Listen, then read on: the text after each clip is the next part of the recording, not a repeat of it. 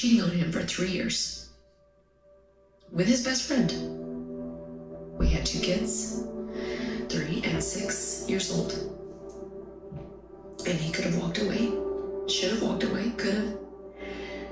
And when all this came out, and I hid it for 3 years in the church,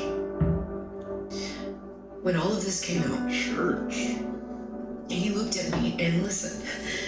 A good therapist knows your feelings are valid and you can feel all of those things. He was mad, he was hurt, he was confused, he was disoriented. All those things were still true. None of that was underscored or not a part of his experience.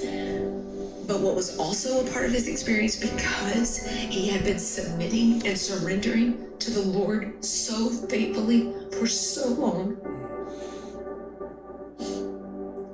was he literally looked at me, and all I expected him to do was exactly what every man had done in my life, my dad, all these other men, was to leave. And instead, he looked at me and he said, Casey, I don't know how to not love you. That is when Jesus became my Lord.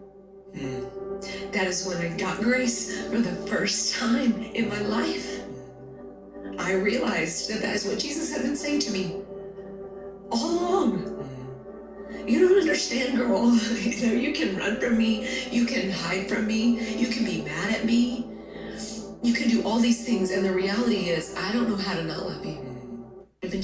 So let me get something straight here. You expect me to believe that the way God wanted to show you his perseverance in your life is for you to go out and cheat on your husband with his best friend while attending the same congregation?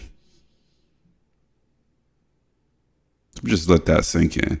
I just don't see it. It's just the math ain't mathing to me. 1 + 1 ain't 2 for me.